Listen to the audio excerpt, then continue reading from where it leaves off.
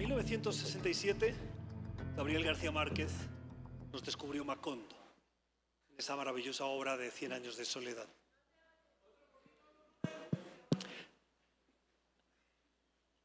Bienvenidos a la Fundación Gabo. Les contaba que en 1967, Gabriel García Márquez nos descubrió Macondo, esa pequeña población, esa pequeña iniciativa altruista que estaba condenada a repetir su historia. No queda claro si eso era una premonición de lo que vendría después para nuestra querida América Latina o si era la descripción de lo que ya había pasado a América Latina. Pero hoy, tomando como referente Macondo, uno no sabe si los cambios son para avanzar o para retroceder, si las revoluciones son en sí mismas involuciones o avances. Este 2026 hemos visto elecciones, una para los colombianos muy cercana, también en Perú. Brasil acudirá a las urnas y hay países que todavía no pueden votar o que votaron y casi no recuerdan lo que es el derecho a votar. Cuba o Venezuela. Yo les propongo hoy una conversación con voces autorizadas que conocen y que pueden ayudarnos a transitar por esos retos, por la realidad geopolítica del continente, por los desafíos que todavía quedan por resolver y por los nuevos retos que están asociados, en muchos casos, a la desinformación, a las redes sociales, a la irrupción de la tecnología, al populismo. Y como el periodismo, y aquí es donde la Fundación nos acoge, la Fundación Gabo, sigue siendo, como dice la propuesta de invitación de este diálogo, una de las formas más tenaces de resistencia frente al desencanto. Permítanme presentarles a quienes hoy nos van a acompañar en este diálogo, en este transitar por las ideas, que es el objetivo de esta charla. Nos acompaña Natalia Viana. Natalia, bienvenida. Es cofundadora y directora ejecutiva de la Agencia Pública en Brasil, autora de 5 libros reportaje, ha recibido numerosos premios, entre ellos el Vladimir Herzog, el Gabo, el Ortega y Gasset y el premio Maria Morse Cabot de la Universidad de Columbia. Felicitaciones. Ha sido becada por la Universidad de Harvard con la prestigiosa beca Nieman y es parte de los consejos de la Fundación y del Centro para la Integridad de Medios, el CLIP, y Conectas Derechos Humanos. También está con nosotros Nelly Luna Mancio. Nelly, bienvenida. Gracias por estar con nosotros. Directora y cofundadora de Ojo Público en Perú, especializada en crímenes ambientales, economías ilegales y derechos humanos. Es coautora de Esta democracia no es democracia, Vacuna Gate y Poderes Fácticos. Ha recibido el premio de la Sociedad Interamericana de Prensa, 2 veces el Premio Global de Periodismo de Datos, mención de honor del ASA y ha sido finalista del Premio Gabo. Desde el 2003 es exploradora de National Geographic, ¡qué envidia!, y formó parte del equipo de los Panama Papers, esa investigación que ganó el Premio Pulitzer. Luzmeli Reyes. Luzmeli, qué honor estar contigo en este panel. Gracias por acompañarnos, cofundadora y directora general de Efecto Cocuyo, una plataforma integral de periodismo hoy muy necesario para saber qué pasa en Venezuela. Es ganadora del Premio Gabo, del Premio CPJ de Libertad de Expresión y los premios Wola y Franco-Alemán de Derechos Humanos. Fue reconocida por la prestigiosa revista Time como Persona del Año en el año 2018. Actualmente lidera Venezuela Migrante en Efecto Cocuyo y es colaboradora de opinión, seguro que muchos de ustedes la han leído en el diario El País de España. Norges Rodríguez, periodista e ingeniero en telecomunicaciones, pero me he saltado a Diana. ¿O se han cambiado los sitios? Bueno, está bien. Diana Calderón, periodista. Qué bueno que estés con nosotros, bienvenida, gracias por acompañarnos. Barranquillera, especialista en procesos electorales, es ganadora del Premio Simón Bolívar, ha sido editora general de Cromos, directora del noticiero 24 Horas y Señal Colombia y directora periodística de la FM y dirigió el servicio informativo de Caracol entre 2010 y 2019 y actualmente estás al frente de Hora 20 y del noticiero de mediodía de Caracol Radio, a través del que se informan muchos colombianos. Gracias por estar con nosotros, Diana. Bienvenida. Gracias a usted. Norges, ahora sí. Gracias por venir. Qué voz tan importante la tuya cuando todos los ojos están puestos en lo que los expertos llaman injerencismo norteamericano, ¿no? En Cuba, lo que está pasando en los últimos tiempos. Periodista e ingeniero, una combinación muy interesante que nos explicarás en telecomunicaciones y electrónica. Fundador y presidente de Yucabyte, lideras proyectos de intersección de periodismo de investigación, tecnología y defensa de derechos digitales y participas en foros internacionales como RightsCom o Polpin. Y tu trabajo se distingue por ese compromiso con el periodismo de investigación y los derechos digitales. El panel es todo un reto para un moderador, y más teniendo en cuenta el nivel de quienes nos acompañan. Yo os propongo que tengamos un diálogo abierto, que no sean intervenciones individuales, sino que sea, como me gusta decir, en un café. Café Gijón de Madrid podría ser, seguro que habéis estado. Pero os lanzo una pregunta inicial. Ayudadme con un minuto, posicionando esa idea que nos ayudará a hilvanar el diálogo posterior. Cuando hablamos de Macondo, me gustaría pensar en esa historia que se repite, ¿no? Y cada uno de vosotros venís de un país distinto, con una percepción distinta. Y mi pregunta para comenzar es, ¿qué tiene esta vieja América Latina de genuinamente nueva hoy y qué la distingue de los ciclos anteriores? Gracias. Primero, hablaré en portuñol, muy importante. Gracias por tenernos acá. Yo hice mi lição de casa, nos decimos.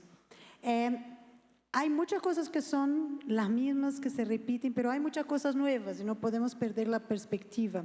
La primera ya mencionaste, el tema de la desinformación viene de una nueva orden informacional donde el sitio del debate está privatizado, está concentrado en un par de empresas que no son de Latinoamérica, son de Estados Unidos, que imponen las reglas del juego. Y este es, de hecho, un territorio sin ley donde lo que manda es la plata, que es los clics, y no los que son las salvaguardias de la democracia. Ese es punto uno. El segundo, y es una novedad, es la alianza de los mismos dueños de estos sitios ahora con el fascismo y con el gobierno autoritario de Donald Trump.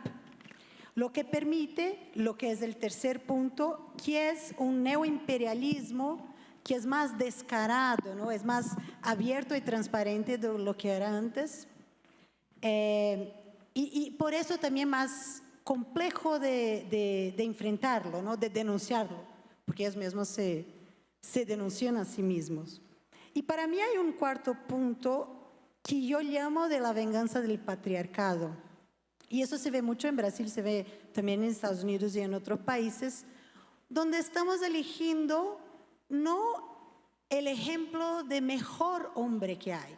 No es como líderes militares o generales o gente que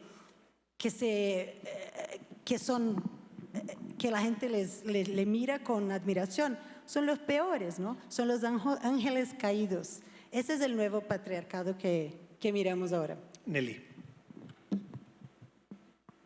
De acuerdo también a lo que menciona Natalia, creo que estas empresas se han encargado de diseñar unos algoritmos que sí han puesto bajo ataque el concepto, el sentido de democracia y las prácticas democráticas, ¿no? Haciéndonos creer nuevas narrativas que en realidad son diseñadas e inventadas por ellos mismos, ¿no? Narrativas además que tienen un fin supremo de destruir todo lo que se había construido bajo el estándar de lo que conocemos como democracia liberal.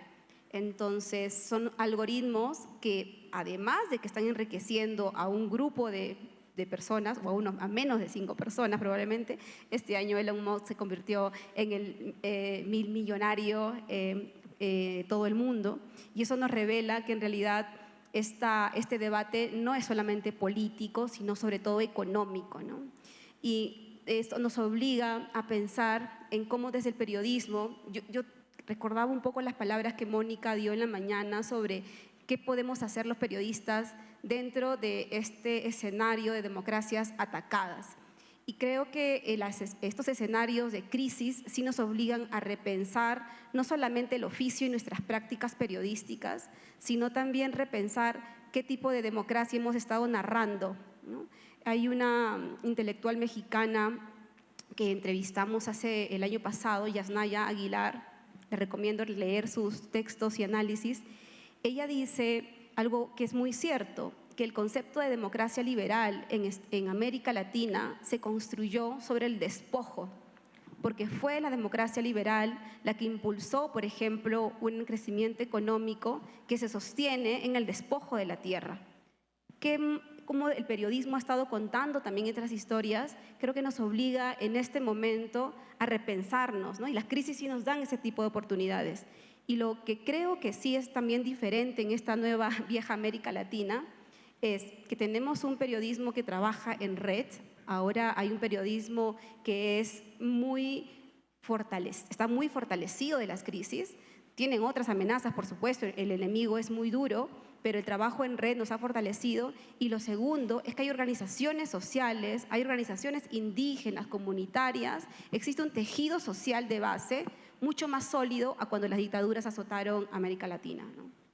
Gracias. Mira, yo creo que coincido con mis compañeras y digamos que algo nuevo de la vieja América Latina es que nosotros estemos aquí sentados. O sea, hace 10 años, por decir, muy difícil íbamos a ver paneles o espacios en donde mujeres periodistas que teníamos iniciativa, que éramos emprendedoras, que teníamos, que estábamos queriendo incidir en ciertas agendas, pues tuviésemos espacios públicos en donde nos sentásemos 5 mujeres a hablar con diversidad. Incluso, y aquí voy a hacer una cosa a lo mejor muy profiling, que la he terminado, yo he descubierto muchas cosas estando en Estados Unidos, pero descubrí que era mujer, por ejemplo. Y después en Brasil descubrí que era negra, pero fíjense, nuestras propias características físicas, todos somos distintos y nosotros sí somos producto de América Latina, es producto de ese mestizaje y a mí eso me emociona, me llena de contentura porque creo que es importante. Ahora, para decir dónde veo los riesgos y sentar también la conversación, pues yo les tengo que decir, yo soy de Venezuela, yo vengo de un país en donde nos desmontaron la democracia, donde un gobierno que se decía que era revolucionario de izquierda y democrático violó la soberanía popular al robarse una elección y luego entregó la soberanía nacional a su enemigo histórico en un ejercicio de violencia no solamente contra Venezuela, contra la integridad del territorio venezolano, sino contra toda Latinoamérica. Y Latinoamérica se quedó callada. Y yo lo dejo ahí porque de eso vamos a hablar. Diana. En el caso de Colombia, cuando pregunta qué hay genuinamente nuevo en la vieja América Latina, creo que hay cosas nuevas y hay cosas viejas. De lo viejo, de lo que no es nuevo, es por ejemplo en el caso de Colombia la polarización. Creo que la polarización que hoy vivimos, ya la vivimos con Petro, la vivimos con Uribe, la vivimos en el acuerdo de paz y en el plebiscito de paz en el 2016. Lo que sí es nuevo es la velocidad que nos imponen las redes digitales. Y frente a esa velocidad, nosotros no tenemos la posibilidad de reaccionar de la misma manera, a la misma velocidad. Es como un cronómetro digital que no nos permite reaccionar rápidamente. Creo que, les doy un ejemplo, Colombia acaba de decidir su elección hace muy poco tiempo. Esa misma noche de la elección, antes de que tuviéramos un resultado electoral, ya en las redes digitales, en las redes, estaban de alguna manera la desconfianza institucional, sin que tuviéramos una sola prueba de que había una desconfianza frente al resultado. Eso nos muestra un elemento nuevo que no teníamos antes y que no lo dan las redes. ¿Qué pienso que es nuevo para nosotros en Colombia? Nosotros acabamos de salir, vamos a salir de un gobierno, del primer gobierno de izquierda durante 4 años y vamos a estrenar un gobierno nuevo, que sí es una realidad nueva también, que es esa nueva derecha. Creo que esos son dos elementos nuevos que, a diferencia de los países de América Latina, no habíamos vivido, ni la izquierda ni la nueva derecha. Ustedes sí, Brasil sí, otros sí, nosotros no. Con lo cual, ahí hay una realidad absolutamente nueva y que nos plantea un desafío porque tiene nuevos códigos y nuevas formas de plantearse. Un elemento que sí me parece importante y que sí es viejo, y es que estos liderazgos surgen de las mismas realidades de América Latina, de la desigualdad, del narcotráfico, de la corrupción, con lo cual nos enfrentamos a una América Latina muy vieja en problemas no resueltos y muy nueva en liderazgos que parecen tener un ropaje populista, pero que tenemos que descifrar. Gracias, Diana. Norges. Sí, bueno, yo siempre que vengo a este tipo de eventos llego a la conclusión, ¿no?, de lo raro que es el caso de Cuba, ¿no? Porque yo las escucho hablar a ustedes y me doy cuenta, ¿no?, de lo diferente que es el contexto nuestro. En Cuba no tenemos elecciones hace más de 70 años. Mi abuela tiene 81 años y fue la última que vio elecciones libres, pluripartidistas en Cuba.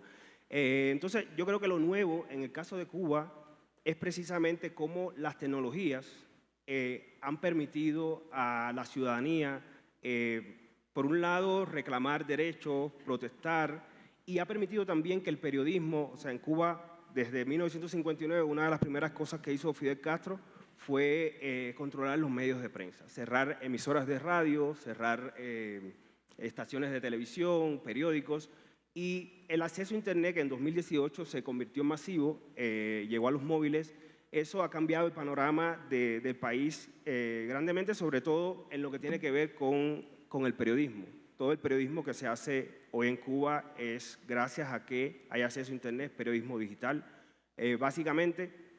Y se han creado también una serie de dinámicas, de conexiones entre la sociedad civil a través de las redes sociales.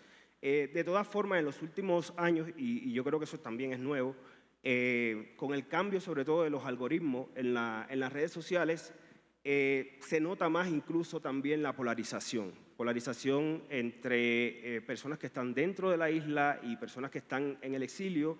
Notas que algunos temas, algunos procesos que hace 5 años eran más de comunidad y de conexión de personas, se han convertido en procesos de discusiones y polarización constante con diferentes temas. Cada 2 semanas hay un tema que genera gran polarización. Ahora mismo acaba de salir un preso político famoso en Cuba, un artista, Luis Manuel Otero Alcántara, y llegó a Miami, y hay un proceso de discusión sobre la salida de este preso político, y hay una gran polarización al respecto.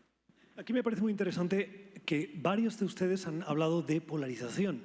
Ha habido 2 elecciones en América Latina y viene otra, la de Brasil. Y la polarización ha formado parte de las 2 anteriores y es parte de la realidad de la de Brasil, que también lo vimos en 2018 y en el 2022. Y ahí me gustaría preguntaros, a las 3 que habéis estado narrando la política y que la estáis narrando, ¿qué ha aprendido el periodismo de la polarización, que no es nueva, que es nueva relativamente si la vemos en la perspectiva de la historia de América Latina, pero que no es nueva en las últimas décadas?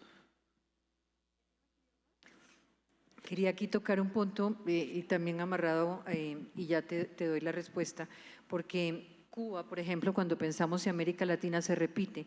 Cuba lleva 70 años sin elecciones. Esta semana Daniel Ortega avisó que no hay más elecciones en Nicaragua, con lo cual pensaría que hay un círculo frente al cual América Latina no reacciona. Y cuando decía ahorita Luz Meli, con quien estuve anoche, que cuando le ocurrió lo que le ocurrió a Venezuela, América Latina se quedó callada. Me pregunto si nos estamos quedando callados frente a algo que se está repitiendo constantemente. O sea, como Venezuela, Nicaragua hizo elecciones para poder sostener la dictadura. Hoy esa dictadura dice, no vamos más a elecciones y no sabemos hasta cuándo vamos a repetir el escenario de Cuba. Pero aquí déjame hacerte la contra. Recuerdo en la Organización de Estados Americanos, liderados por Panamá y Canadá, hubo un pacto para hacer frente a Venezuela. Creo que le llamaban el Pacto de Lima o el Acuerdo de Lima. ¿En qué acabó en eso? Fue tal vez el ejemplo más claro de finales de la década de los antes del 2020, alrededor de esa fecha, y eso se diluyó como un acicarillo en agua o en café, ¿no? Me parece que ha habido intentos, pero que la diplomacia no ha sido capaz de encontrar una salida que dé resultados. Luzmeli. Bueno, fíjense, yo he estado revisando muchísimos procesos ahora que en Venezuela se dice que supuestamente viene una transición y a veces que la gente menciona la transición española y cuando empiezo a revisar no es solamente el tema de lo que se repite en Latinoamérica, sino que los españoles resintieron mucho, que también se sintieron solos, ¿no? Era otro mundo, el mundo funcionaba de una manera distinta. Y hoy lo discutíamos también en algunas de estas mesas informales que se arman. Cuando yo digo que Latinoamérica no responde o que nos quedamos solos, que se ha quedado sola Cuba, que Nicaragua, bueno, ni hablar de lo que ha ocurrido en Nicaragua, que incluso yo que siento cada vez que vengo a Colombia que digo, Dios mío, me da una alegría, pero yo estoy viendo los procesos acá, no me meto en los procesos políticos, pero veo lo que también está pasando acá y veo cómo recibieron a los venezolanos que tuvieron que salir de nuestro país. Perú, tengo que decirlo, no lo entendemos, porque no entendemos cómo ha tenido 10 presidentes en 10 años, pero económicamente todavía se sostiene. Entonces, es como que muy interesante eso. Y pues, y vemos a México. Entonces, cuando yo hablo de que Latinoamérica no responde, es porque tengo la impresión de que nosotros todavía, y ese era el sueño de Simón Bolívar, que hubiese la Gran Colombia, nosotros todavía no tenemos una visión regional que defienda valores fundamentales. Natalia y luego Nelly. Polarización y Venezuela. Polarización. No, yo estoy de acuerdo. Claro que Brasil es una situación aún más específica porque nosotros los brasileños, muchos incluso no nos vemos como latinoamericanos. Y hay, claro, el conflicto de la lengua, que la Fundación Gabo quiere superar, lanzó una newsletter en portugués ahorita. Pero estoy absolutamente de acuerdo que la violación a Venezuela fue un ataque a todo el continente. Y esto también veo que sea nuevo, porque no creo que podemos discutir qué hay de nuevo en este momento sin hablar de qué es el Trump, la Monroe Doctrine, que es algo que no es lo mismo, es algo más violento, más descarado. Lo que hicieron en Venezuela es tomárselo y ahora gobernárselo. Y que se está repitiendo, no de la misma forma, pero de maneras distintas. En Brasil eso es algo nuevo y mira, yo por suerte y por pasión siempre investigué la influencia americana en Latinoamérica y en Brasil. Y no se hablaba de soberanía, este término no se hablaba en la prensa brasilera. Ahora, hace un año, cuando empezó el gobierno Trump a ser muy frontal y ustedes saben, ¿no? a retaliar contra Brasil por nuestro juicio contra el expresidente por temas de intento de golpe de Estado por desinformación, lo mismo que hizo Trump y salió libre, nuestro expresidente está en cárcel y el gobierno de Trump retalia contra esto. Entonces, por primera vez, nuestra prensa, nuestros periodistas empiezan a hablar de soberanía. Y esto es algo que aprendemos, muy importante. El segundo que aprendemos, voy a hablar 3 cositas. El segundo que aprendemos es mirar la desinformación y el desorden desinformacional como arma política, que no es separado de la política como hoy día es parte de la política. Y mirarlo con mucho cuidado y buscar, documentar cuando hay manipulación de discurso, incluso de manera criminal, que nuestra Corte Suprema la criminalizó y no hubo eso en otros países. Y la tercera cosa es que nosotros periodistas somos partícipes de este desorden informacional cuando ampliamos estas mismas narrativas de desinformación. Y ahí paro. Yo quisiera decir sobre las enseñanzas o lo que hemos aprendido de la polarización partiendo de lo último que ha dicho mi compañera, y es que nosotros hacemos parte muchas veces de esa misma polarización. A mí no me preocupa el sesgo, Me preocupa como esa falsa equivalencia en la que terminamos básicamente discutiendo o informando de esos dos bandos, cuando no encontramos matices. Entonces creo que la mayor enseñanza, por lo menos para mí, es tratar de encontrar matices frente a esas dos vertientes, porque la polarización no le sirve sino a los dos bandos. Ahora, no creo que sea mala per se, si nosotros alcanzamos a encontrar una ruta media, empezar a mirar las zonas grises de esa polarización. Nelly. Sí, yo quería comenzar con el tema del escudo de las Américas y el riesgo que tiene sobre nuestros territorios, pero hilo un poco con lo que mencionaron sobre el tema de la polarización, ¿no?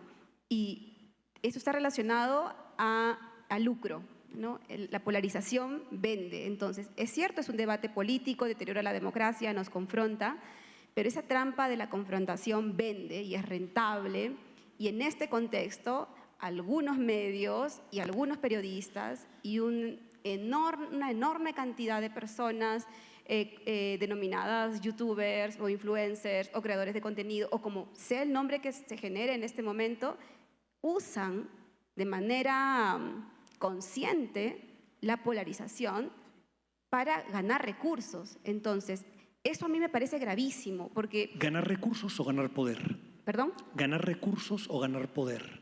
Es que el poder es económico también, ¿no? O sea, vemos un montón de personas monetizando en YouTube con un montón de programas que dicen que fingen ser periodísticos cuando no es, y han generado tanto, y hay tanto debate y tanto ruido, yo creo que es más ruido que debate, que nosotros hemos llegado en un contexto en el que tenemos que repensar qué es periodismo, qué es un medio de comunicación. Y son preguntas que las estamos haciendo de manera muy consciente los periodistas que llevamos décadas haciendo periodismo de investigación, pero si es que no entendemos que cierto contenido se realiza de determinada forma para lucrar, entramos en una trampa peligrosa porque eso es lo que está generando una desconfianza por parte de las personas hacia los medios. Pero tú pones el sujeto en el periodista o la periodista. ¿La población entiende esa distinción? No. De hecho, este debate es un debate de periodistas privilegiados, ¿no? Que podemos tener el espacio para discutir y repensar, porque además de que esta polarización vende y está diseñada desde estas grandes tecnológicas para llevarnos a esas narrativas, además de eso, el otro contexto es que tenemos una industria precarizada. O sea, hay medios que en los últimos 2 años en América Latina han votado por lo menos a la mitad de su personal, están contratando cada vez periodistas. Hay una generación de periodistas que nunca ha podido salir a reportear a la calle, no conoce el territorio, ¿no? Ya le doy la palabra a Luzmeli, pero sobre este punto, déjame profundizar un poquito más porque hay algo que no me gustaría tener más claridad sobre lo que has dicho. En tus palabras iniciales has hablado de algoritmos que buscan destruir la democracia liberal. Y aquí vuelves a hablar de las tecnológicas en un conjunto que no hay un sujeto, es algo que forma parte de una terminología que hoy usamos, no sabemos quién hay bien detrás, y si tenemos que ponerle cara, enseguida señalamos a Mark Zuckerberg, a Jeff Bezos o a cualquier otro gran empresario de estas tecnológicas. Pero lo hablas con una claridad meridiana de que lo que buscan es destruir la democracia liberal. Y antes en el panel alguien ha dicho, manda la plata. Si los valores liberales fueran los que la gente retuiteara, estas tecnológicas utilizarían esos algoritmos para retuitear esos valores y no los otros. Entonces, ¿no hay una contradicción entre la búsqueda de la destrucción de la democracia liberal, como dices tú, y la búsqueda de la plata? No, es que el concepto de lo que para nosotros es una democracia liberal no es el concepto que estos grandes millonarios tienen de la democracia. Ellos han inventado un nuevo concepto que es el que repite Musk, es el que repite Trump, el que repetía, se repetía en Hungría. Incluso Putin tiene mucha más proximidad sobre su concepto de democracia con Trump que con otros liderazgos en la región. Y eso creo que es lo que está en riesgo, la disputa de finalmente este ideal, esta utopía que se construyó después de la Segunda Guerra Mundial sobre lo que es democracia, ya no existe. Entonces, ¿quién va a estar contando esta nueva construcción de concepto democrático? O sea, de hecho, los periodistas no hacemos mucho de sociología, pero somos como el borrador de la historia, dicen, ¿no? Pero sí es necesario repensar y que esta nueva democracia podemos también hacerla identitaria desde América Latina, incorporando las visiones de las estructuras democráticas comunitarias e indígenas, ¿no? Luzmeli y Norges. Sobre polarización, miren, nosotros pasamos 26 años aproximadamente, no, yo diría como 24 años polarizados. Y los periodistas que cuestionábamos las representaciones de la polarización, pues que yo creo, entendimos que la polarización es una trampa. Y es una trampa porque vende, evidentemente vende, el conflicto también vende, pero termina debilitándonos muchísimo a los periodistas. Entonces, yo sí creo que siempre hay que tener como que, bueno, nosotros somos periodistas, no somos influencers, aunque yo me tomo fotos y las pongo en todo mi Instagram, y tampoco somos creadores de contenido, pues ahora nos dicen algunos creadores de contenido. Eso no son conceptos que la gente entiende comúnmente, ciertamente esas son discusiones muy privilegiadas, muy de gente que de repente le interesa un tema, pero cuando tú vas a la calle, ¿ustedes se acuerdan la separación que había entre publicidad e información, ¿verdad? Y opinión e información. Digamos en los medios impresos, ¿no? ¿Se acuerdan de los medios impresos? No veo bien la generación acá, pero antes había periódicos, ¿no? Entonces había una gran división, entonces la gente, porque había que decirle a la gente, lo que está aquí es una opinión, lo que está aquí es una información, lo que está aquí es publicidad, ¿no? Y bueno, más o menos la gente iba acostumbrándose a eso. Pues resulta que la gente no hace esas diferenciaciones, se las tenemos que decir nosotros. Entonces, cualquier persona que habla, que tiene esto, que tiene una exposición, la gente cree que es periodista, o sea, y no distingue entre opinión, información, entre hechos, datos o entre toda la desinformación que hay. Y ahí sí creo que fallamos nosotros, pues. Sí, bueno, en el caso de Cuba, el tema de la polarización, una de las cosas que hemos observado es que el mismo régimen, a través de cuentas en redes, pues la propicia también, es como que le echa gasolina a esa polarización porque entiende que cuando no hay una conversación, no hay un diálogo a nivel de sociedad civil, pues eso beneficia evidentemente al régimen.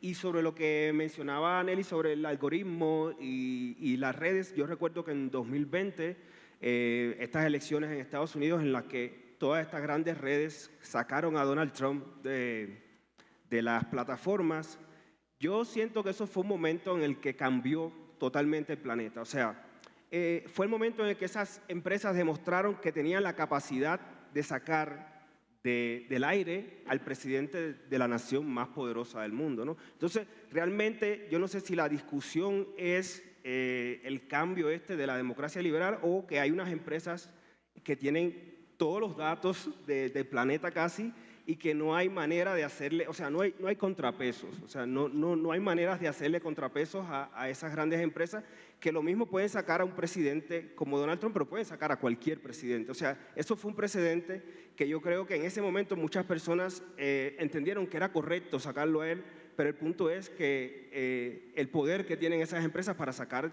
del aire a cualquiera, y si sacan del aire a un medio, por ejemplo, desaparece el medio ahora mismo. Natalia.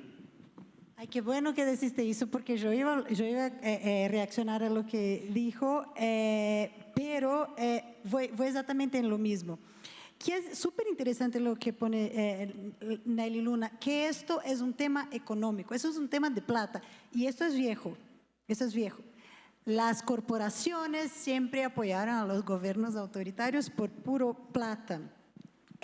Y les voy a dar un ejemplo muy simple. ¿Por qué es un tema económico? Hace 2 semanas publicó Estado de São Paulo, Estadão, una nota donde lograron identificar unas cuentas que publicaban en portugués contenido de IA mentiroso, falso, producido por IA desde Sri Lanka. Y lograron hablar con un tipo que es un tipo que produce estos contenidos. Y había como Bolsonaro libre y el ejército marchando y todas esas cosas. Y se volvieron virales. Y cuando hablaron con este tipo, le preguntaron por qué hace eso. Él dije, yo no hablo portugués, pero estoy en el programa de meta de creadores de contenido. Y le preguntaron, ¿por qué hace en portugués? Porque se paga más en Brasil do que si yo produciera en Sri Lanka. Así que las plataformas incentivan y pagan y ganan la creación de contenido falso. Es su estructura económica, es esta. Esta es la estructura. Y es importante que comprendamos esto, porque son partícipes de la desinformación, incluso la que derroca la democracia. pero hay una otra cosa, y cuando hablamos de lo que es nuevo, esto es muy nuevo. No hubo en la historia de la humanidad empresas que fueran tan poderosas, porque están en medio de todas las relaciones comerciales, personales, amorosas, de cómo los gobiernos se relacionan con sus públicos. Y además, después de exactamente lo que dijo tú, que es un momento donde los jefes de esas estructuras que son bien jerárquicas, y son un montón de niños ahí de Silicon Valley, donde creyeron que deberían tener un compromiso con democracia, después de eso lo abandonaron. Natalia, ¿esto quiere decir que hay que regular a las tecnológicas? Regularlas, absoluto, sino destruirlas. Pero cuando los medios... Momento, porque ese es el primer paso para luego entrar en los medios de comunicación, porque tienen un impacto similar y entonces también los tenemos que regular. ¿Dónde está la línea que marca lo que podemos regular y lo que no, en función de qué principios? Eso es fantástico, porque en Brasil estamos en esta discusión hace años, y eso es lo que nosotros cubrimos incluso con el Clippy, con el clip que es exactamente el lobby de las Big Tech para impedir la regulación. La solución que encontraron los legisladores de Brasil es que no se debe regular el discurso, sino que las campañas que se puede identificar que son creadas de manera inorgánica y de manera más que necesitan una coordinación para fomentar discursos ilegales. Así que una persona decir vamos a derrumbar el presidente no es crimen, pero si la plataforma percibe que hay una construcción de una campaña que se vuelve viral, sí es crimen los que hacen y la plataforma. Me gustaría mucho escuchar sobre este tema a Diana. Sí. Tú eres la única en este panel que está trabajando en un, podemos describirlo así, como un medio establecido, ¿no? El resto de panelistas, de compañeros, son... Que no tenemos plata es otra cosa. Yo creo que Caracol tampoco tiene plata. Pero es el legacy media, ¿no? Lo que dicen en inglés, ¿no? Es un medio que tiene detrás una organización empresarial. Una audiencia más grande. Exacto, y que tiene una organización. Y por lo menos en el caso mío es un programa con una vocación para opinar, porque la gente que llega a un programa como Hora 20 ya tiene el titular, con lo cual yo tengo que hacer un ejercicio distinto. Claro, pero ahí me gustaría las responsabilidades que tienen los que trabajáis en Caracol. Quería retomar antes el tema de los algoritmos y de la inteligencia artificial porque me parece un poco más complejo, mucho más complejo. ¿En qué sentido? La inteligencia artificial, el algoritmo no se inventa la desinformación, se alimenta del poder y de los presidentes o de los liderazgos que hacen esa desinformación un arma política. Con lo cual, lo que hace el algoritmo y lo que hace la red es viralizarlo. Entonces, ¿ante qué estamos? Cuando el Estado, o sea, los liderazgos, son los que están amarrados a estas corporaciones. Y ahí está el ejemplo de Trump cuando se posicionó al lado de los grandes dueños de las corporaciones. Entonces, ahí aparece una palabra que es pedagogía, y creo que es lo único que sirve frente a una situación como esta. La desinformación no necesita fast-checking. Lo único que necesita comprobación es lo que nosotros informamos. Y eso tiene un tiempo que las redes no necesitan y nosotros sí necesitamos. Y la única forma, creo que es en la educación. Ahora, están dispuestos los estados, los liderazgos, a educar para que la gente tenga un pensamiento crítico y no una búsqueda de confirmación de lo que piensa. Por eso me parece tan complejo y por eso creo que es un desafío para nosotros. Más que pensar en resistirnos frente a eso, buscar unas maneras de informar y de analizar como hacemos en Hora 20, o por lo menos pretendemos hacer en Hora 20, para contarle a la gente la necesidad de no recibir la información porque sí, sino cuestionarla. Déjame traer a colación un ejemplo que la audiencia de Colombia lo recordará bien y tú seguro que también. El proceso de paz que lideró Juan Manuel Santos en una campaña en la que hubo un plebiscito que todo parecía indicar que se iba a ganar a favor del sí y hubo un no. Los medios tuvieron que tomar una línea editorial. Yo podría mencionar medios que claramente estaban en contra. Otros que tenían una posición más bien a favor, aunque tenían algún punto crítico, pero sí notaban una cierta tendencia a favor. Los empresarios tenían su opinión. Caracol es de empresarios. ¿Cómo eso se trasladaba a la línea editorial de Caracol? ¿Tú tenías la libertad de poder ponerte en una posición contraria a la de la empresa para expresar una posición en contra o a favor? Yo he tenido la suerte de tener absoluta libertad, pero además te aclaro que en el caso de Prisa Media y de Caracol siempre hubo una posición en favor de la paz en Colombia y de ese acuerdo de paz. Pero los críticos Con lo dirían cual que no ese habría- acuerdo no era a favor Con de la lo cual paz. no habría una contradicción empresa-medios. Ya. Pero si llegara a presentarse, digamos, en la estructura empresarial una posición, en el caso nuestro no se traslada a la decisión editorial periodística. Entiendo. Me gustaría sacar un tema, algún cambio, porque se nos va el tiempo y me parece fascinante. Yo me quedaría mucho rato y seguro que ustedes también, pero el tiempo apremia. Injerencia y neoimperialismo. Aquí tenemos a Venezuela y a Cuba. Quiero profundizar un poquito más en qué significa esto. Luzmeli, te has posicionado de manera muy fuerte al principio, hablando de esa injerencia norteamericana. Yo no he visto nunca una población migrante de un país que huye de una dictadura atroz, que cuando se produjo esa injerencia imperialista violenta el 3 de enero de este año, como diríamos en mi tierra y de manera informal, aplaudían con las orejas. Pero eso sigue siendo una injerencia imperialista que muchos ahora empiezan a decir, tal vez no fue tan buena idea, o tal vez esto no nos está llevando a lo que parecía que nos llevaba. Me gustaría escucharte un poquito más sobre este tema. Bueno, yo me posicioné frente a la dictadura venezolana y la cuestioné y como les decía, el gobierno de Nicolás Maduro se robó la soberanía popular el 28 de julio del 2024 e hizo una persecución sin precedentes en Venezuela. Y pues luego ustedes seguramente vieron lo del 3 de enero. A lo mejor casi nadie se acuerda de lo que pasó el 28 de julio. Y ahí es donde vuelvo otra vez a mi tema de la región. Ese fraude comprobado del 28 de julio era el momento, porque muchas personas lo pedimos y lo exigimos, en el que se tenía que generar ciertas fuerzas continentales para restablecer la democracia venezolana, porque hubo gente que fue a votar y votó por una opción y no le respetaron esa opción. Es decir, que el lodo del 3 de enero es de aquel lodo, de aquellos polvos, perdón. Y luego tenemos qué es lo que sucedió en el 3 de enero. Yo no quiero quedarme solamente en la evaluación de la injerencia que la hay.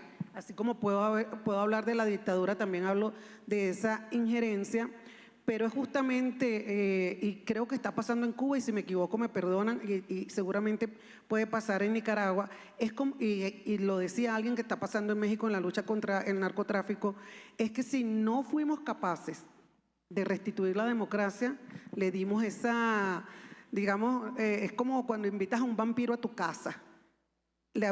Invitamos al vampiro a nuestra casa. Y yo creo que a esa casa que llegó, que es Venezuela, es la puerta de entrada para todas las otras casas. Y lo advierto desde siempre.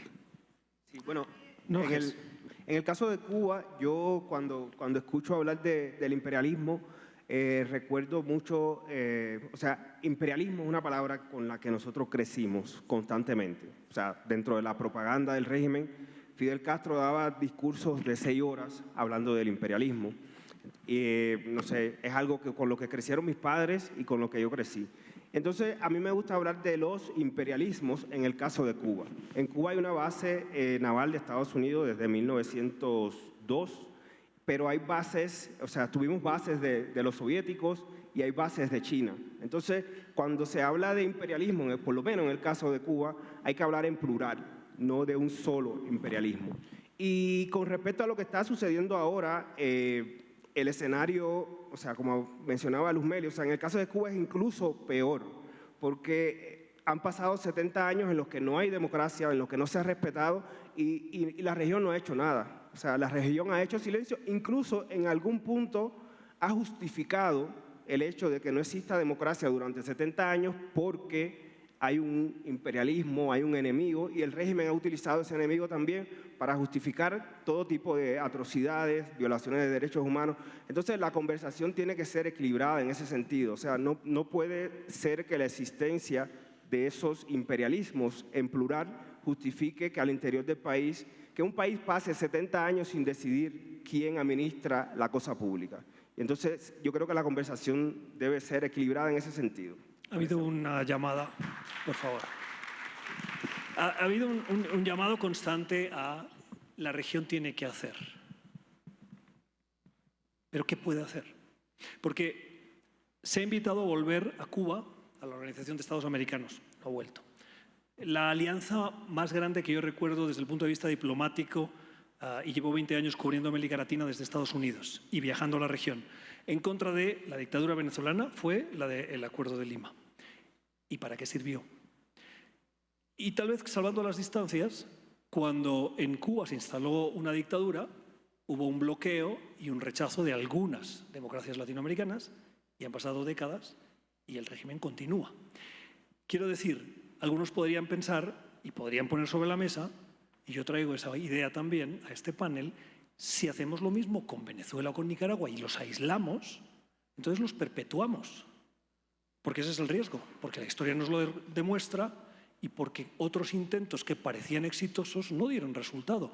Entonces, no sé si alguno de ustedes se atreve a decir qué puede hacer la región cuando decimos la región tiene que hacer, la región tiene que hablar. Norges. Yo sí creo en la historia del aislamiento. Quizás lo que ha sucedido es que no ha sido total ese aislamiento. En el caso de Sudáfrica, por ejemplo, con el apartheid, hubo un aislamiento total, y no solamente de países, sino de instituciones. O sea, Sudáfrica fue expulsada del Comité Olímpico Internacional, por poner un ejemplo, el ejemplo del deporte, y de otras instituciones. O sea, eso no ha pasado con Cuba, no pasó con Venezuela en su momento, no fue realmente total ese aislamiento, y por eso esos regímenes se sostienen.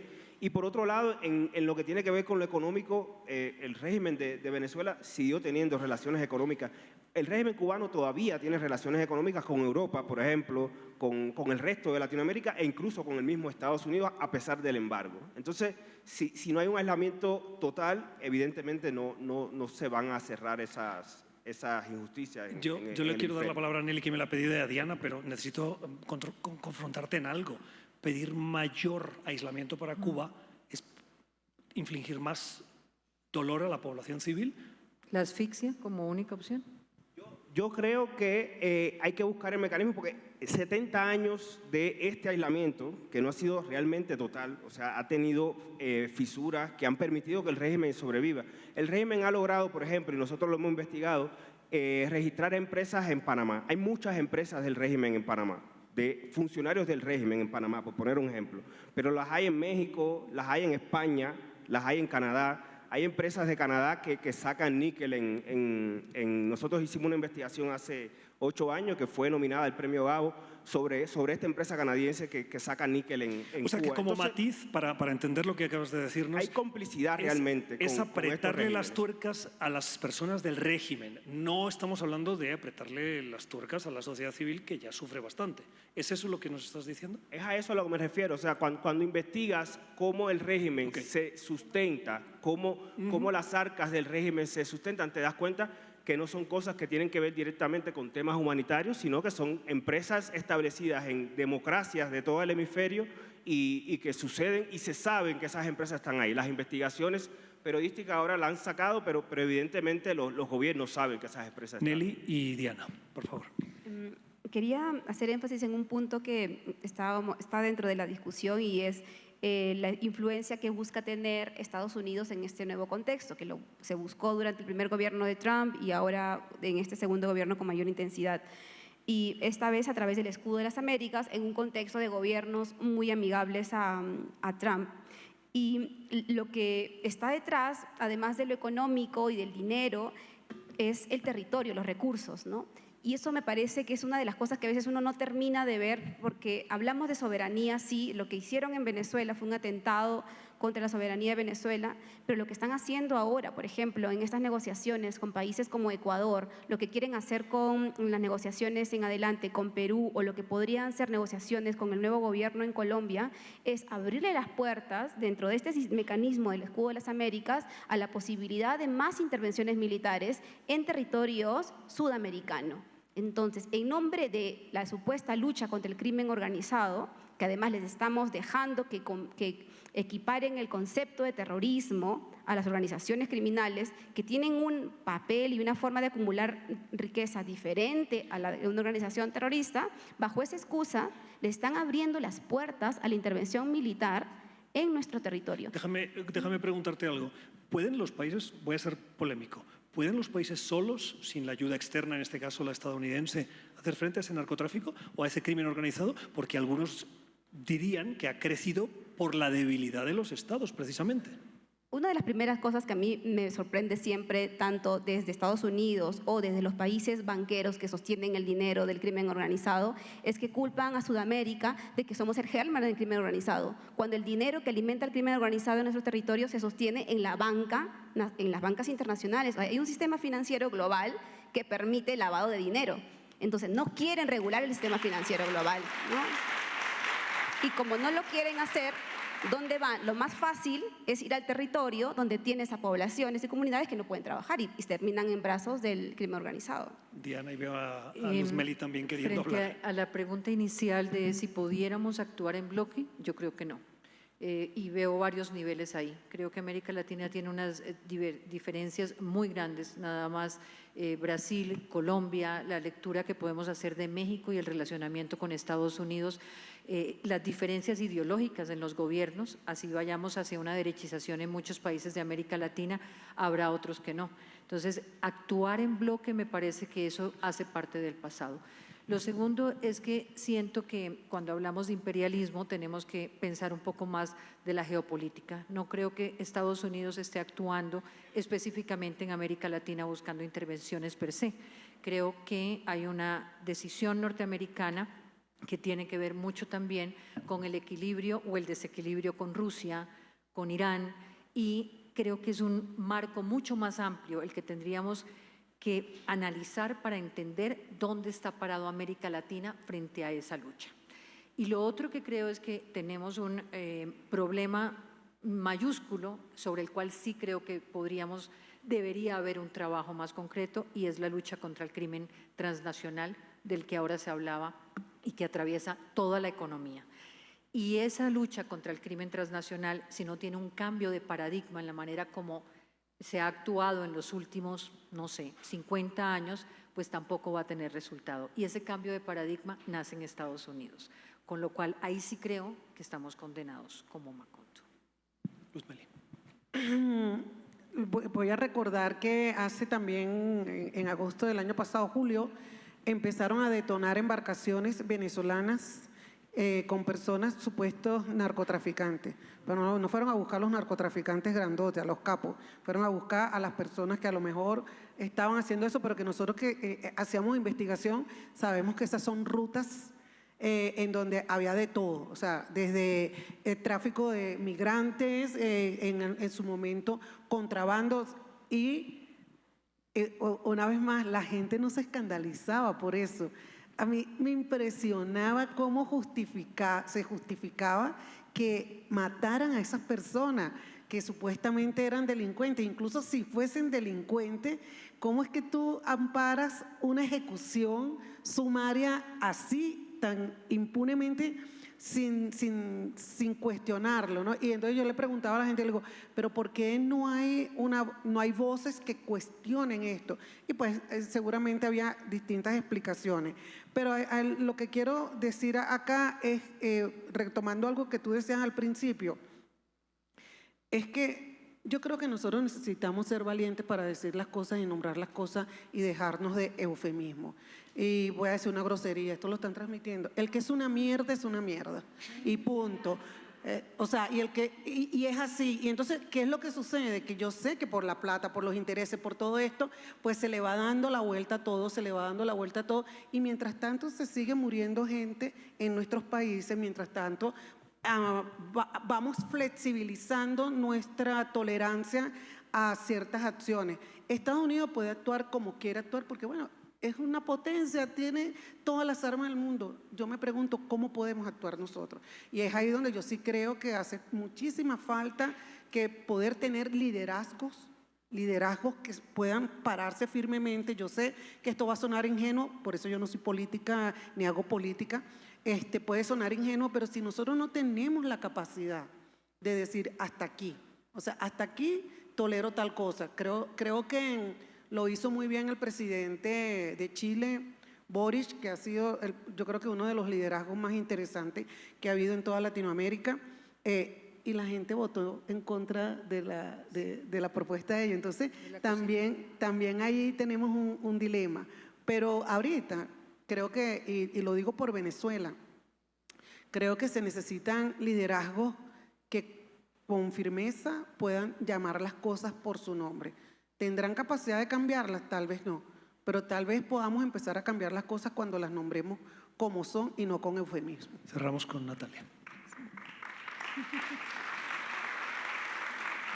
Sí, estoy totalmente de acuerdo. Y cuando se habla de una nueva postura de lucha contra el narcotráfico, no es de eso que estamos hablando. Estamos hablando de unos asesinatos brutales, sin ninguna justificativa, sin ningún efecto real, incluso, que solo tienen, como dijo Nelly Luna, el intento de avanzar el poder militar norteamericano en el continente. Y que sí, lo que está pasando ahí ahora, ustedes saben, y digo eso porque es importante, porque el gobierno Trump ahora, ¿cómo se dice? Designó el PCC y el Comando Vermelho como terroristas, pero lo hicieron en el contexto del marco de las elecciones de Brasil. Están haciendo eso porque saben que nuestro gobierno Lula es en contra de eso. Esto va a ser tema de campaña. La decisión fue hecha como una semana después que Flávio Bolsonaro fue expuesto por una relación con un banquero muy corrupto. Esto es absolutamente político. Entonces, no se puede decir que hay de hecho una lucha contra el narcotráfico. No es de eso que se trata. Entonces, lo que es una mierda es una mierda.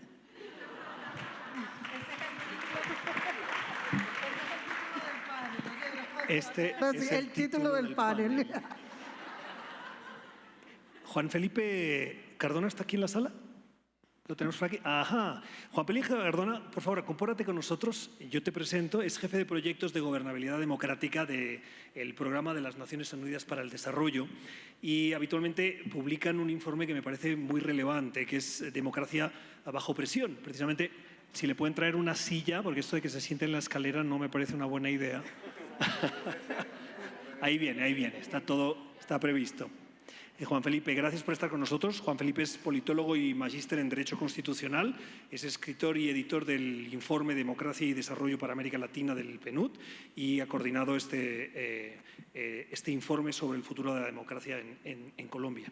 Me gustaría pedirte las pinceladas principales del informe. Hemos hablado de injerencia, de calidad democrática, de inteligencia artificial, de redes. Decía alguien, y a mí me llamó la atención y por eso lo puse sobre la mesa, ¿no? La democracia liberal, ¿no? Que parece estar amenazada. ¿Qué dice vuestro informe sobre la región? Bueno, muchas gracias por la invitación. Hola a todos, todas. Para contestarte, déjame primero contradecir un poco el espíritu con el que empezamos esto. Porque los organizadores de la charla nos dicen que quizás América Latina se parece al Macondo, destinado a repetirse una y otra vez. Mientras los escuchaba yo pensaba que quizás nos parecemos más al Gattopardo, a la novela italiana, sobre todo a esa escena en la que los revolucionarios republicanos llegan a Palermo. Los nobles están asustadísimos y el gran patriarca de la nobleza se encuentra a su sobrino vestido como revolucionario, lo regaña, tú estás loco, eres un traidor, y Tancredi, el joven príncipe le contesta: tranquilo, tío, lo que pasa es que a veces para que todo permanezca igual necesitamos que todo cambie. Y se me ocurre que esa es un poco la historia de nuestra América Latina. No es que estemos condenados a repetirnos, sino que de hecho permanentemente estamos pateando el tablero. Acá hay revoluciones contra revoluciones, constituciones contra constituciones, presidencialismos, no presidencialismos, multipartidismos, bipartidismos. Probamos constantemente todo, pero no logramos aparentemente solucionar muchos de los problemas estructurales. Y de esa contradicción es que habla nuestro informe. Búsquelo, es gratuito, Democracias bajo opresión. De eso es lo que habla. Las pinceladas son básicamente 3, digamos. En una primera parte lo que hablamos es aquellas novedades que tiene la democracia en nuestra América Latina. La principal novedad, ¿cuál es? La misma democracia. A veces se nos olvida que durante todo el siglo XIX, o gran parte de él, durante gran parte del siglo XX, los golpes de Estado y las dictaduras militares fueron la regla. Hoy, por ejemplo, hoy, 2026, 4 de cada 5 latinoamericanos vive en democracia. Por supuesto, con muchas excepciones, no vamos a romantizarlo, hay muchos países que la están perdiendo, pero es el momento más democrático de nuestra historia. Eso es nuevo. Tú lo decías hace un rato, el que haya mujeres afro sentados en diferentes espacios, eso es nuevo para Latinoamérica. Entonces, un primer mensaje que damos es: no todo está perdido, pero no somos ingenuos. Damos un segundo mensaje en el que decimos: pero a pesar de que hay cosas buenas, a pesar de que hay cosas nuevas, seguimos repitiendo muchos males, seguimos fallando, solucionando muchos problemas de nuestra región. Por cuestión de tiempo solamente voy a mencionar 2 cosas que permanecen en el tiempo. La primera, las brechas sociales y la promesa incumplida de bienestar. Nuestra Latinoamérica sigue siendo una de las regiones más desiguales del mundo. Muchos países, muchas regiones dentro de los países, muchas comunidades dentro de esos territorios que hoy son las más dejadas atrás, lo eran en el siglo XIX. Eso no lo hemos podido solucionar. Otra cosa, la corrupción. Es un problema que viene desde la colonia, para no ir más atrás, y no hemos podido solucionarlo. Esos problemas se mantienen. En España tampoco, ¿eh? Sí, totalmente. Y hay una tercera línea de investigación que manejamos en nuestro informe, que es, aparte de que no hemos podido solucionar esos viejos problemas, la modernidad del siglo XXI llegó con problemas nuevos que están generando tensiones que meten a nuestras democracias en una especie de olla a presión que la ponen en riesgo. Voy a mencionar 5 brevemente. ¿5? Primera tensión, la polarización extrema. Ya lo hemos venido hablando acá. Desde el 2017, Latinoamérica y el Caribe es la región más polarizada políticamente del mundo. Segunda tensión, la desinformación y la IA. Ya acá lo estuvimos hablando. Tercera tensión, el crimen organizado. Somos la región que no está en guerra declarada entre países, más violenta del mundo. Los periodistas son uno de los que más están sufriendo ese conflicto. Cuarta tensión, la crisis ambiental. Quinta tensión, la movilidad y el desplazamiento forzado. Que eso quizás no es nuevo, siempre hemos sido una región de emigrantes. Lo que sí es nuevo es que es primera vez en nuestra historia que migramos dentro de la región. Por lo general, América Latina y el Caribe era sitio de paso para llegar a Estados Unidos, para llegar a España. Ahora nos estamos quedando en la región. El migrante no es un problema. La migración tan masiva se está volviendo una tensión en la medida en que los países, muchos de ellos, no hemos sabido cómo actuar frente a ella. De todo esto habla el informe. Dos cosas. Una, Gustavo, yo quiero- un segundito, deme un segundo, Sí. porque yo quiero tener dos cosas que me llaman la atención. Dices, es el momento más democrático. Nos equivocamos cuando describimos, por ejemplo, democracias como la húngara, como democracia iliberal, y estamos utilizando la palabra democracia, poniéndole un adjetivo, pero en el fondo poniéndolo dentro del contexto democrático cuando van camino de no serlo. Tendríamos que tener otra terminología. Este es un primer punto. Y el segundo, he escuchado cientos de veces lo de que la región latinoamericana es una de las más desiguales del mundo. Pero también es verdad que nos encontramos en el momento de la historia en el que más gente tiene acceso a educación, salud, a desarrollo, oportunidades económicas, que no es suficiente, de acuerdo.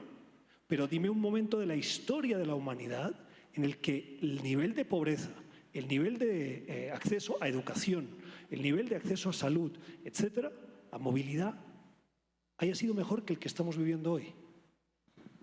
Frente a lo primero, de acuerdo, definiciones de democracia hay muchas, desde las minimalistas hasta las maximalistas.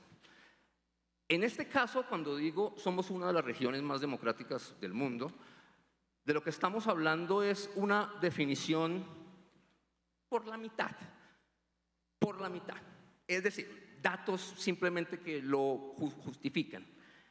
7 de cada 10 personas habilitadas para votar en la región, es decir, el 68% de la región, participan en elecciones.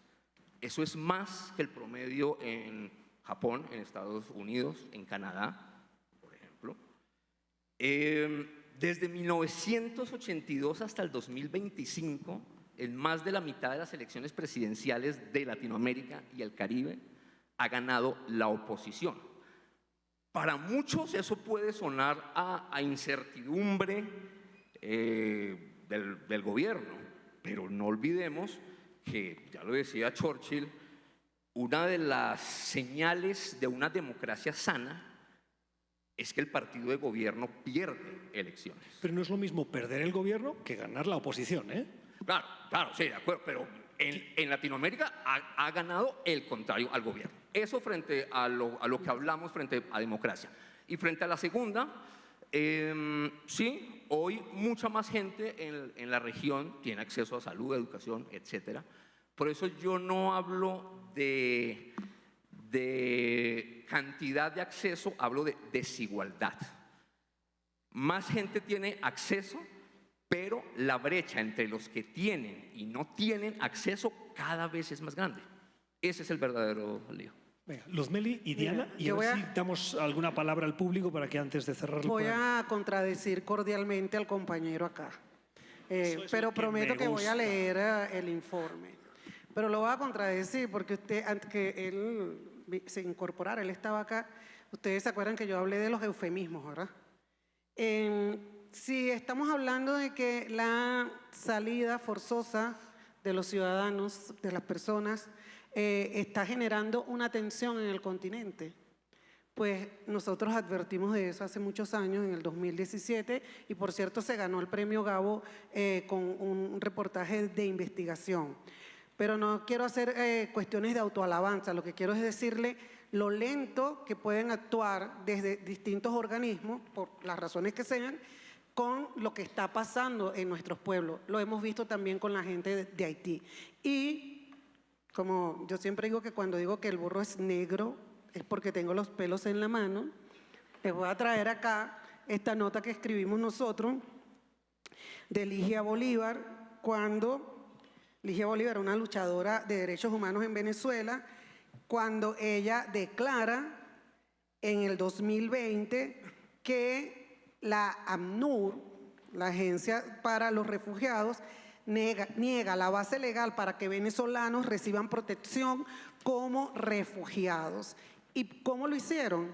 Inventaron una categoría que no existía venezolanos desplazados en el extranjero. Es decir, no eran personas con necesidad de protección. Y esto violentaba, por supuesto, todo lo que eran las declaraciones, la Declaración de Cartagena y distintos pactos de derechos humanos. Y me voy a ir un poquito más allá.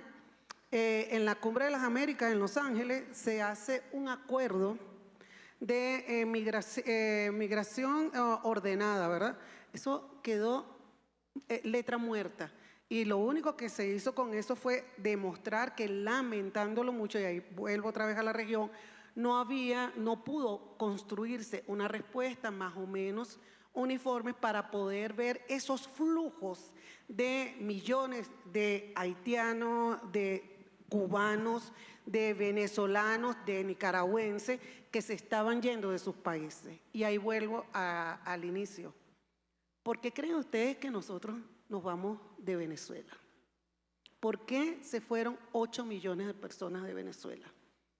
¿Por qué no vemos qué están haciendo esos países que nos expulsan? Entonces yo sí creo que allí la discusión tiene que pasar un poco más de identificar la tensión, pero también hay unas responsabilidades que tenemos que empezar a discutir y trabajar. Quiero añadir solo, escuchamos a Diana, la cobertura de la asamblea de la Cumbre de las Américas en Los Ángeles, Meli estuvo, un servidor también. ¿No fracasó ese pacto porque que Estados Unidos no lo quisiera? Fracasó porque había diversas perspectivas sobre el problema entre los países de América Latina. Y yo lo cubrí, incluso estuve con el secretario de Estado en ese momento y una de las preguntas en uno de los paneles que tuvimos fue esa. Y las respuestas no eran convincentes. Estados Unidos sí quería, los países tenían sus diferencias. Diana. Yo quería hacer una recomendación, no es invitarlos a una lectura que se llama ¿Quién manda aquí?, que ha escrito un periodista que se llama Javier Moreno, que actualmente es el director de la Escuela de Periodismo del País en España. ¿Quién manda aquí? Mi conclusión del libro es: manda la corrupción en América Latina. Y creo que esa es para mí la gran conclusión. Y frente a esa corrupción, todos nuestros presidentes y nuestros liderazgos han tenido, en opinión del libro y en mi opinión, dos posiciones. Una, la de la incapacidad, y de eso sobra, ¿no?, en América Latina, en nuestros presidentes, y el otro, la complicidad, porque el status quo es lo que mayormente favorece esa corrupción. Creo que si logramos entender eso, vamos a tener una mayor posibilidad de hacer un ejercicio periodístico honesto. Qué extraordinario panel, qué gusto escucharlas. Voy a abrir 10 minutitos a preguntas del público. Esperemos un poquito de luz para que podamos ver y quién le damos la palabra. Un momentito, por favor. Vamos a hacer las cosas porque estamos siendo retransmitidos ahora por televisión. Entonces, ¿quién tiene el micrófono? Ahí está el micrófono. Aquí delante, esta señora, por favor. Les voy a pedir que se levanten, se presenten y hagan una pregunta breve y digan a quién la dirigen. Sí. Buenas tardes, mi nombre es María Clara González, un gusto de verdad estar acá. Muy interesante el panel, la discusión, pero yo sí creo que queda pendiente que hablemos de los medios corporativos, porque nos fuimos totalmente hacia las redes, el algoritmo, Elon Musk. A ver, a nosotros nos están afectando son los medios corporativos, que tienen una gran incidencia en nuestro caso, en toda la población colombiana, ¿A quién de pregunta? todos los estratos. Directamente a Diana Calderón. Mil gracias. Muchas gracias, María Clara.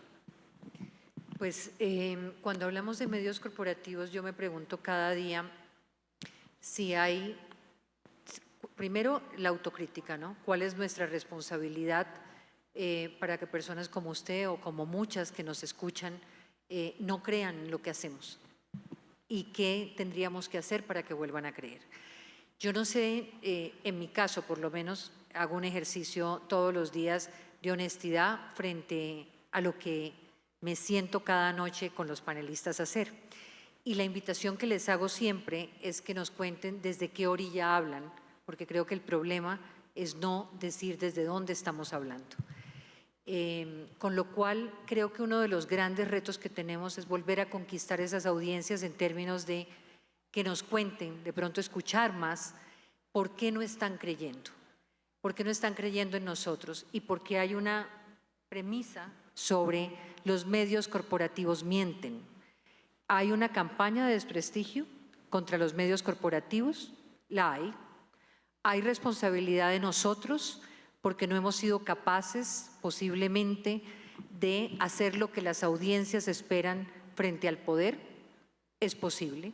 Pero a mí me gustaría más que usted me diera un ejemplo concreto, porque por lo menos del medio del que yo hoy tengo la oportunidad de estar aquí, que es Prisa Media, pues puedo decir, y acá tengo una compañera que también trabaja en El País y escribe, no tenemos obligaciones empresariales hacia lo editorial. Tenemos absoluta libertad para el trabajo que hacemos. Entonces, me pregunto si hay una prevención generalizada frente a los medios. Ahora, que la situación no nos hace a nosotros únicos. La polarización también nos afectan las narrativas. Y en ese sentido tenemos que ser capaces de ir por develar y por revelar esas verdades. Y si somos parte de esas verdades que tienen que ser reveladas, aquí estamos para que se haga. Pero lo que sí no estoy yo dispuesta a aceptar es juicios sin pruebas. Lo que sí no estoy dispuesta es a rendirme frente a una labor que llevo haciendo 40 años sin que nadie pueda alzar la mano y señalarme por haber dicho una mentira. Porque cuando me he equivocado he tenido el ejercicio autocrítico de reconocerlo y de hacerlo al aire. Y he tenido una empresa que me ha respaldado en eso, pero eso ha sido excepcional en mi carrera. Y lo mismo puedo hablar de las personas que trabajan conmigo. Entonces, la premisa de que los medios corporativos estamos haciendo daño, yo diría los medios tradicionales, es que estamos llamados a reinventarnos en los nuevos formatos, pero que si las audiencias están buscando que nosotros confirmemos lo que piensan, ese no es nuestro trabajo. Nuestro trabajo no es confirmar lo que piensan los otros, es darles las informaciones y ojalá invitarlos a un ejercicio autocrítico sobre su pensamiento, pero también sobre el mío. Gracias, Diana. Una de las ventajas del Festival Gabo es que ustedes, como audiencia que asisten a los paneles, pueden acercarse a los panelistas. María Clara, yo la invito, si usted quiere continuar esa conversación, que le invita a Diana al final poderse acercar y tener esa conversación constructiva, que seguro era el origen de su intervención y como he podido leer muy claramente la de Diana. Gracias, Diana. Gracias, María Clara. Natalia, ¿tú querías añadir algo? No, yo iba a recomendar, porque yo leí el consultorio ético de la Fundación, hizo un análisis súper interesante sobre algunas cuestiones éticas periodísticas de la cobertura de las elecciones, y lo leí justo ayer, y creo que como todo lo que produce la Fundación es un marco muy importante para reflexionar sobre todo, sobre el periodismo, sobre los medios, que recomiendo que lean. Interesantísimo este tema que nos proponía María Clara. Vamos allí, le pido por favor que se presente y hagan una pregunta para ver si otros pueden tener ocasión también de hacerla. Adelante. Mi nombre es Richard Proust, de Agroambientalistas. Felicito al panel. La pregunta es para el consultor González. Me parece que no se ha hablado suficiente de caudillismo, que es uno de los grandes males de América Latina y del Caribe de ayer y de hoy. Tanto los históricos, llamados patriotas, o libertadores, como los de izquierda y derecha. ¿En qué estamos en eso? Porque ellos sí mueven odios e intolerancia. Gracias. Caudillismos y populismos de todo tipo de ideologías, sí, es una de las constantes históricas. También hablamos de eso en el informe. Y de hecho hay una estadística que nos preocupa mucho al respecto, y es que, por ejemplo, menos de la mitad de latinoamericanos considera hoy que la democracia es el mejor sistema posible. Y cerca del 60% de las juventudes en la región estaría dispuesta a apoyar un régimen no democrático, populista, autoritario, si promete mejorar las condiciones socioeconómicas. Entonces, otra de las constantes nuestras históricas ha sido buscar solucionar los problemas que no alcanza a solucionar la democracia fuera de ella. Y yo creo que es uno de los principales riesgos que tenemos hoy en la región. Gracias. Última pregunta. Aquí delante, por favor. Brevemente. Gracias. Buenas tardes. Felicitaciones a todos, verdad que estuvo el panel excelente. Más que una pregunta es agregar a un comentario que hizo Luz. No, pero es para preguntas. ¿Ah, sí? Claro, porque tengo 7 personas detrás de usted haciendo... Pues yo pregunta, Lance no. la pregunta que seguro la tiene. Por favor. No, es que es más que todo porque ella hizo el reconocimiento del presidente Boric de Chile cuando hubo el bombardeo de las embarcaciones en el Pacífico por parte de Donald Trump. Pero como aquí los medios corporativos que son Caracol y RCN y todos los conocemos, no dan a conocer las noticias. Aquí también se manifestó el presidente Gustavo Petro frente a eso y fue el único presidente que en la ONU declaró que lo de Gaza era un genocidio. Eso es lo que yo quiero aclarar. Muchísimas gracias. Muy buen punto. Yo creo que usted se refería, Luzmeli, a Boric hablando del régimen de Venezuela. Sí. Ya va. Mire, gracias por recordar que el presidente Petro hizo eso. Yo estaba refiriéndome también al hecho de que el presidente Boric reconoció que el gobierno de Maduro era una dictadura y lamento tener que decir que el presidente Petro se echó para atrás como hizo el presidente Lula. Y lamento decirlo porque son líderes con los que yo me siento identificada de cierta manera. Entonces, ellos se echaron también para atrás. ¿Por qué razones? No sabemos. Así que muy buena por traerla a colación y si fue una pregunta. Gracias. Yo no sé si tenemos mucho tiempo más. No tengo aquí... ¿Hay que cerrar? Ya hay que cerrar. Entonces... ¿Tienes una pregunta, pero como panelista, brevemente? Porque ya me están diciendo que hay que cerrar y quiero daros un minuto a cada uno para poner el fin de la conversación. Adelante. Sí, yo tenía una pregunta y también nos va a ayudar a entender cómo se mide la democracia en estos tiempos, porque yo siento que estamos tratando de medir la democracia con indicadores caducos, ¿no? Hablas de que haya procesos de elecciones libres, cuando nos trasladan la responsabilidad a los electores y en el menú de dónde elegir está construido por un sistema de partidos casi inexistente en la región. Entonces mi pregunta es si desde instituciones más multilaterales y otras se está repensando también que los indicadores incluyan otras formas de repensar la democracia que nos representen más en la región. Es tremenda pregunta, por eso hablar con periodistas es tan difícil, pero no, la respuesta corta es sí. Sí estamos desde la comunidad internacional intentando repensarla. Sabemos que los indicadores tradicionales hablan de una democracia post-Segunda Guerra que ya no es. Estamos, así como los países están reconfigurando sus democracias, algunos para mejorarlas, otros para empeorarlas, creo que es necesario comenzar a hablar más allá de partidos, de participación, de votos, comenzar a hablar además de la democracia, en qué medida está siendo capaz de responder a las necesidades de las poblaciones. No es fácil, no hemos llegado ahí, pero estamos trabajando en ello. 5 periodistas. Antes de terminar, os pido qué adjetivo, qué característica creéis que tiene el periodismo hoy como esa forma de resistencia frente al desencanto en el que vivimos en las sociedades democráticas latinoamericanas. ¿Cómo puede ese periodismo, haciendo qué, contribuir a revertir esa desazón que tienen muchos ciudadanos? Y voy a empezar en el sentido inverso. La característica que creéis, de manera breve. Adelante, Néstor. Yo creo que en el caso cubano, yo creo que tiene que ver mucho con esperanza de un cambio después de casi 70 años de dictadura y de falta de eso mismo, de periodismo. Y yo creo que cuando llega el momento del desencanto, pues pensar en eso pues hace que desaparezca, ¿no? Que el desencanto. Sí. Diana. Yo creo que en estos 4 años la institucionalidad en Colombia estuvo totalmente tensionada y soportó.